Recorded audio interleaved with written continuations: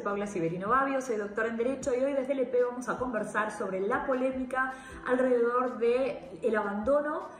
de esta boxeadora italiana que se negó a pelear con la boxeadora argelina Iman Khelif por alegar que estaba peleando con un varón y que estaba poniendo en riesgo su vida. Entonces, a raíz de esto se armó una tremenda polémica. La boxeadora argelina recibió una inmensa cantidad de agresión a través de las redes sociales, pese a que quedó súper claro que el Comité Olímpico Internacional aclaró que había cumplido con todos los estándares en razón de género, que no se trataba de una mujer trans y que la Federación Internacional de Boxeo, que es la que intentaba vetarla o la había vetado junto a la boxeadora taiwanesa que también está participando en las Olimpiadas, había sido dejada fuera de estos organismos internacionales por denuncias de corrupción, de falta de transparencia financiera, de corrupción en los arbitrajes. Y casualmente le acaba de dar un premio de 100.000 euros a la boxeadora italiana, que se retiró, pese a que la boxeadora italiana no se retiró antes de ser expectante siquiera a cualquier lugar en el podio. Algo que da para pensar. Pero vamos a ver el tema de la boxeadora argelina Khelif, para entender qué es esta cuestión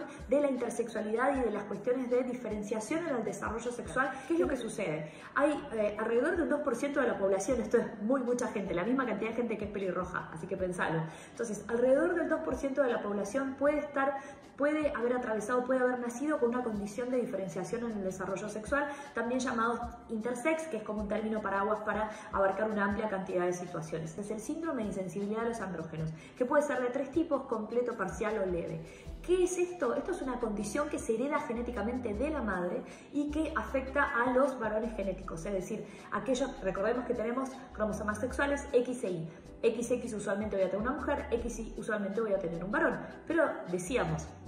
estadios intersexuales alrededor del 2% de la población. ¿Qué sucede en el caso de la insensibilidad a los andrógenos? Que si bien tenemos el cromosoma Y, que es aquel que porta el gen SRY, y hay otra serie de genes que están en el cromosoma Y, hoy ahora se ha descubierto que en otros, que son aquellos que generan las instrucciones, porque es bastante compleja la determinación del sexo, que generan las instrucciones para la virilización del embrión. Recordemos que en las primeras instancias de desarrollo embrionario los embriones son todos femeninos y que a raíz de las instrucciones del SRY, el gen SRY y de otros genes en combinación, se va a virilizar y va a expresar condiciones masculinas en su desarrollo. Entonces puede darse perfectamente la situación en la cual tengamos una persona que genéticamente le hacemos un examen y sea XY, es decir, varón, y sin embargo que por ejemplo la insensibilidad a los andrógenos no haya desarrollado ningún tipo de carácter secundario masculino, no hayan descendido los testículos, no tenga pene, etcétera, toda una cantidad de cuestiones que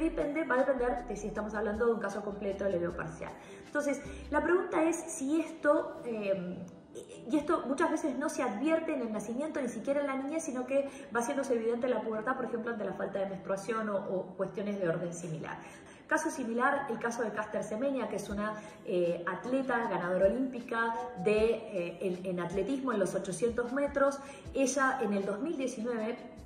fue cuestionada por sus victorias y en el 2019 la Federación Mundial de Atletismo establece una serie de normas para mujeres con diferencias del desarrollo sexual, donde establece que para poder competir tienen que tener una cantidad de nanomoles de testosterona en sangre por encima de los cuales si quieren competir o están prohibidas de competir o tienen que realizar un tratamiento durante N cantidad de meses previa a la competición para poder nivelar esa cantidad. Ella se niega en un primer momento, después hace tratamiento. Esto dice que le genera graves afecciones a su salud. Finalmente termina demandando y hay un proceso que es Semenya versus Suiza que llegó ante el Tribunal Europeo de Derechos Humanos. Hay una sentencia muy interesante del año pasado que concluye por 4 votos contra 3 que ella sufrió discriminación y que no tuvo la posibilidad en la instancia deportiva, ante el Tribunal Deportivo, de poder probar las cuestiones de discriminación a las que estaba siendo sometida. Ahora el caso está apelado, hubo una audiencia el 10 de mayo del 2024 y está apelado y va a ser resuelto por el Pleno del Tribunal Europeo de Derechos Humanos, así que cabe esperar una disposición sumamente interesante que sirva como orientación para poder ver la cuestión de la discriminación y de las mujeres con diferencia del desarrollo sexual en el deporte. Ganó el oro finalmente la boxeadora Iman Khelif. Se dijeron muchas cosas, con la información que teníamos en ese momento nosotras dijimos que se trataba de una persona con un síndrome de insensibilidad a los andrógenos. En realidad se trataría de otra condición, el hiperandrogenismo, que haría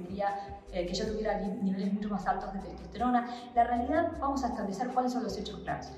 No se trata de una mujer trans, no se trata de un varón, se trata de una mujer con una diferenciación en el desarrollo sexual, también llamadas personas intersex. Recordemos que intersex, como yo decía, es un término paraguas para englobar diversas condiciones de diferenciación en el desarrollo sexual. Ahora, lo que sucedió es que, en principio, la Asociación Internacional de Box, que ya dijimos que había quedado fuera de la organización del box de los Juegos Olímpicos por denuncias de poca transparencia, corrupción, etc., y dijo que era un varón y que no podía participar, y por esa razón la sacaron de las competencias el año pasado. El Comité Olímpico entendió que sí, y de hecho publicó información oficial diciendo que cumplía, tanto ella como la boxeadora de Taiwán, cumplían con los requisitos de género establecidos para las diferentes categorías. Lo cierto es que hay una gran polémica. El mismo Comité Olímpico Internacional reconoce la necesidad de fijar parámetros claros en materia de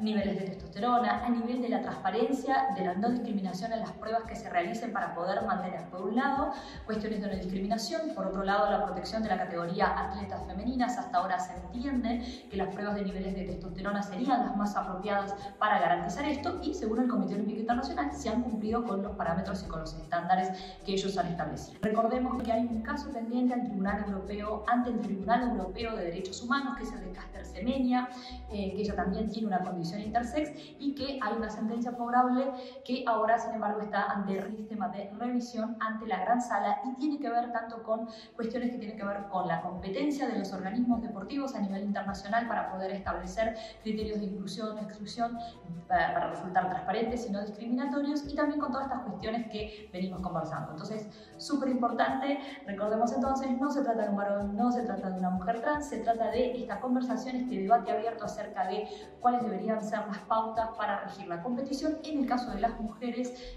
que son XY y que tienen algún tipo de diferenciación en el desarrollo sexual.